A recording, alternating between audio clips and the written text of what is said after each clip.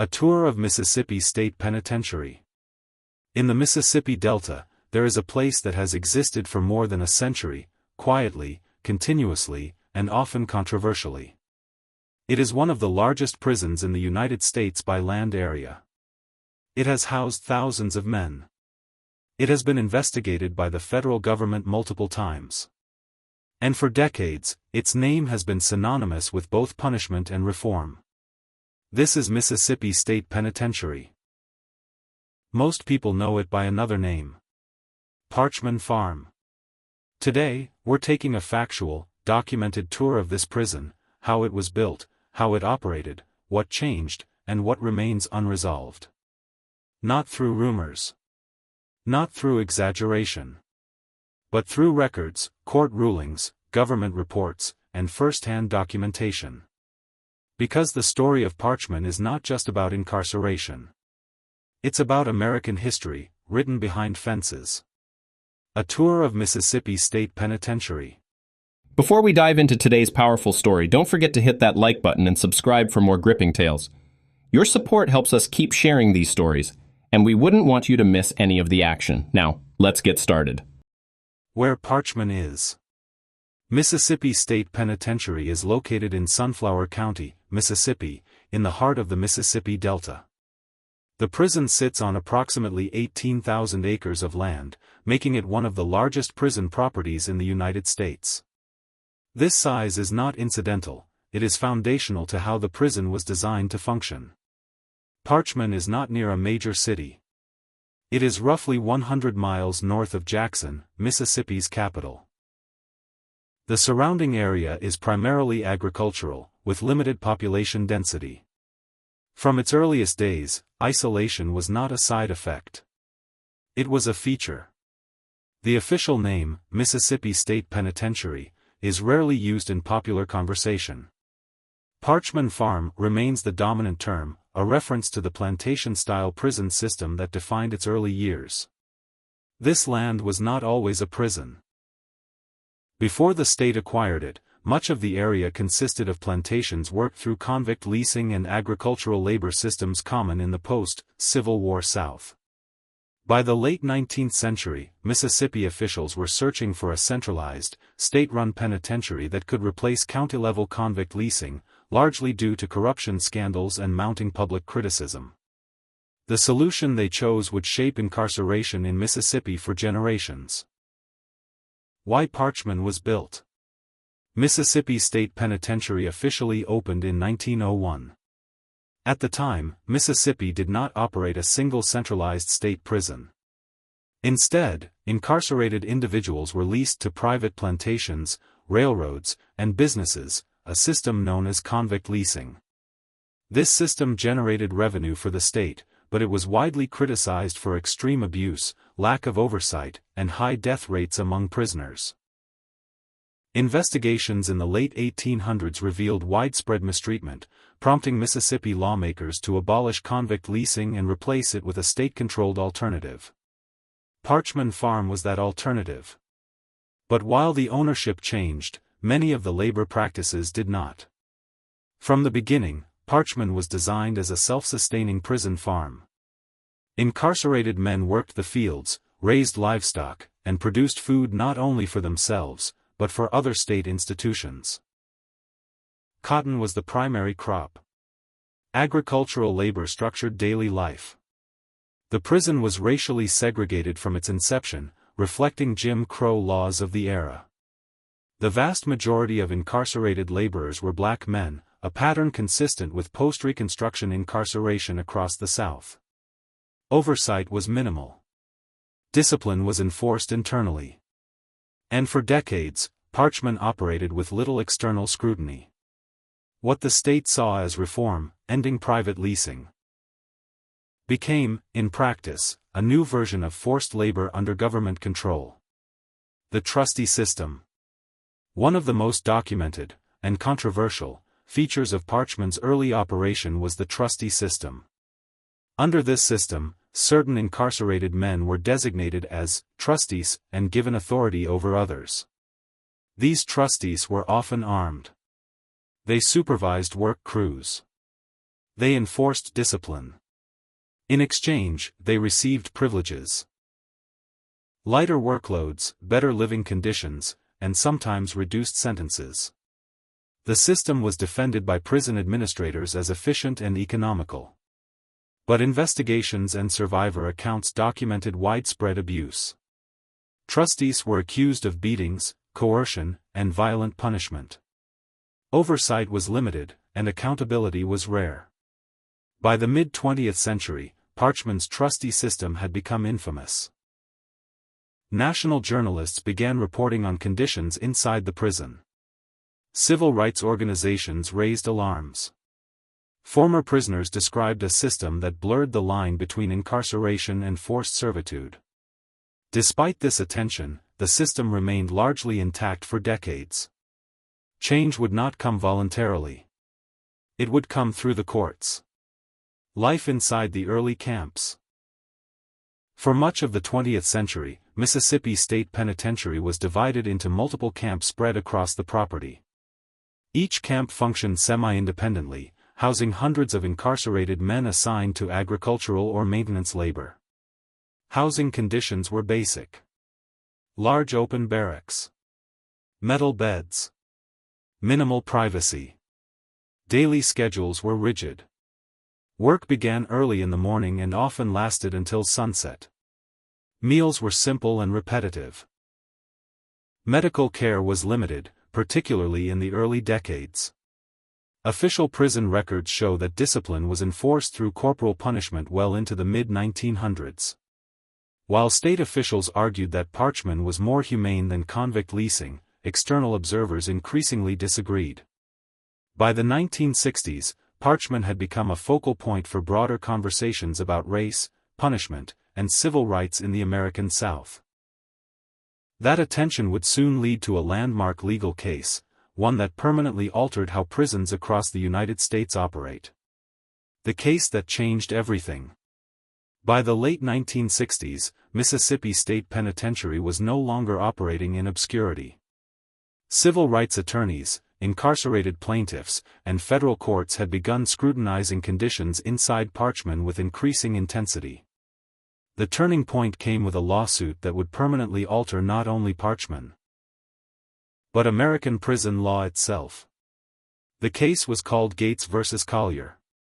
Filed in 1970, the lawsuit was brought by 4 incarcerated men at Mississippi State Penitentiary. They challenged nearly every aspect of life inside the prison: housing, discipline, racial segregation, medical care, and forced labor. At the time, Mississippi prisons were still officially segregated by race, despite the Supreme Court's ruling in Brown v. Board of Education more than a decade earlier. Corporal punishment was still used. The trustee system was still in place. Living conditions varied drastically by race and status. Federal Judge William C. Keedy was assigned to the case. What he found would shock even seasoned court observers. Federal investigation inside Parchman. During the Gates v. Collier proceedings, the federal court conducted an extensive investigation into conditions at Parchman. Testimony came from incarcerated men, prison officials, and outside experts. The findings were detailed and damning. Judge Keedy documented systematic racial segregation, the use of physical punishment, including beatings, armed trustees supervising other prisoners, inadequate medical care, unsanitary living conditions, lack of due process in disciplinary actions. In his ruling, Judge Keedy stated that many of these practices violated the Eighth Amendment, which prohibits cruel and unusual punishment. This was not a narrow ruling. It was sweeping. The court ordered Mississippi to dismantle the trustee system, end racial segregation, abolish corporal punishment, and implement constitutional standards of care and oversight. The state appealed. In 1974, the U.S. Court of Appeals for the Fifth Circuit upheld the ruling in full. Parchman would never operate the same way again.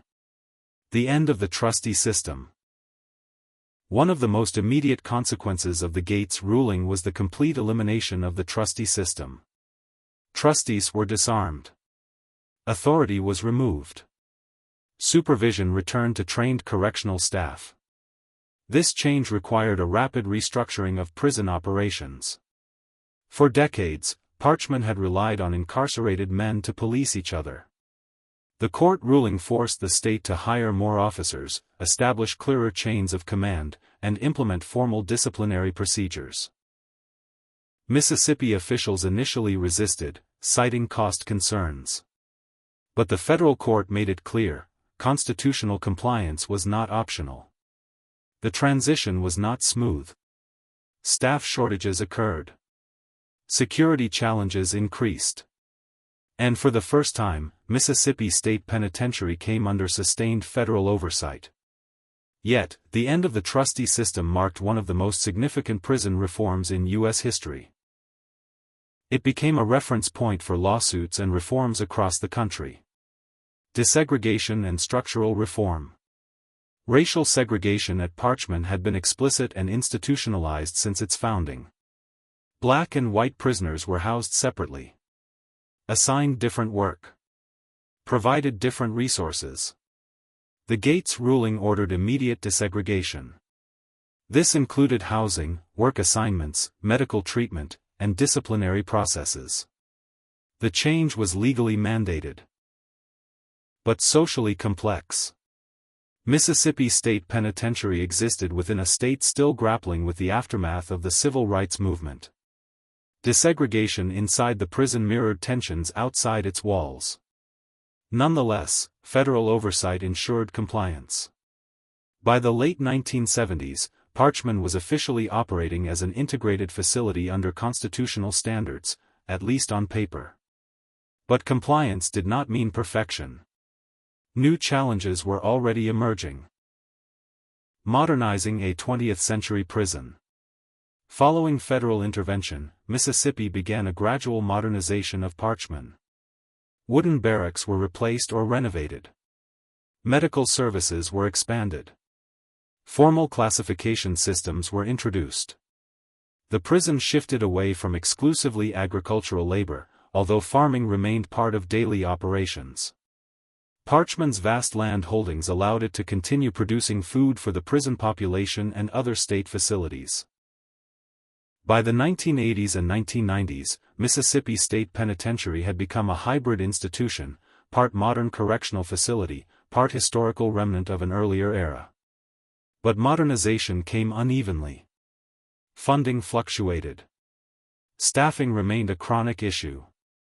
And national conversations about mass incarceration began reshaping prison populations. Parchman was no longer isolated from broader systemic pressures.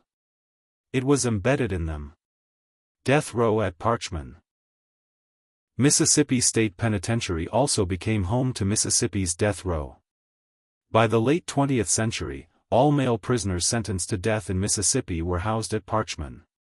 Executions were carried out at the facility until 2022, when Mississippi completed construction of a new execution chamber at the Central Mississippi Correctional Facility in Rankin County. Over the decades, Parchman's death row has been the subject of repeated legal scrutiny. Lawsuits challenged execution methods, confinement conditions, and mental health care. Some claims were upheld. Others were denied. What remains documented is that Parchman played a central role in Mississippi's capital punishment system for generations. A prison under pressure.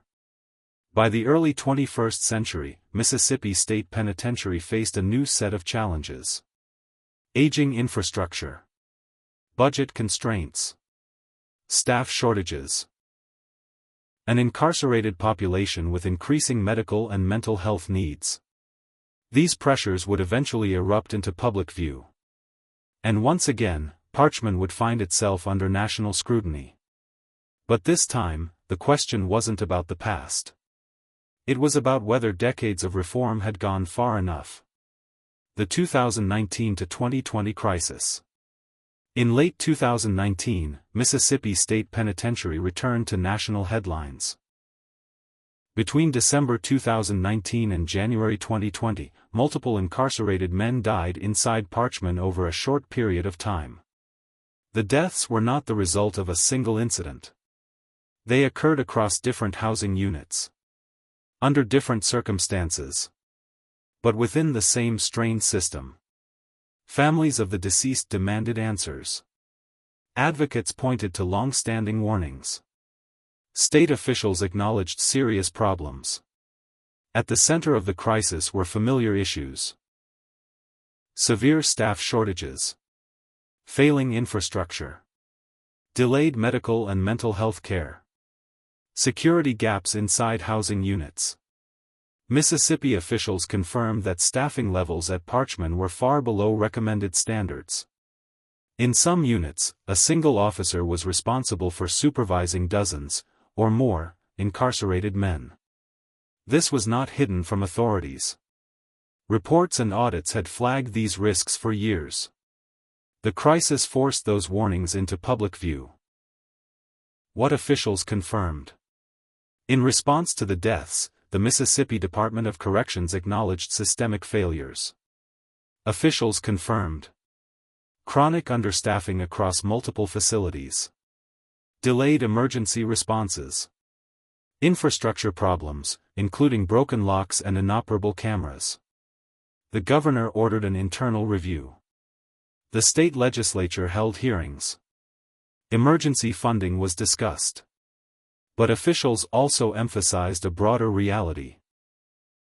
Parchman was not an isolated case. It was a reflection of statewide correctional stress, affecting facilities across Mississippi. The prison's size and history simply made its failures more visible. No evidence was presented that the deaths were coordinated or part of an organized uprising. Claims of widespread riots were largely unconfirmed or mischaracterized in early media reports. What was confirmed was this: the system was overwhelmed. Federal attention returns. As conditions deteriorated, federal authorities once again took notice. The U.S. Department of Justice Civil Rights Division opened an investigation into Mississippi's prison system, including Parchman. The investigation focused on use of force, failure to protect incarcerated people from violence, inadequate medical and mental health care, unsafe living conditions. Civil rights organizations filed lawsuits on behalf of incarcerated men, alleging constitutional violations. The language echoed earlier decades. Eighth Amendment concerns, systemic neglect, preventable harm. While some improvements were initiated, such as emergency repairs and staffing adjustments, advocates argued they were insufficient. As of the early 2020s, litigation and oversight efforts remained ongoing. The story, once again, was unfinished. What Parchman looks like today. Today, Mississippi State Penitentiary continues to operate. It remains the largest prison in Mississippi, a major agricultural producer for the state correctional system, home to long-term incarceration units, including high-security housing.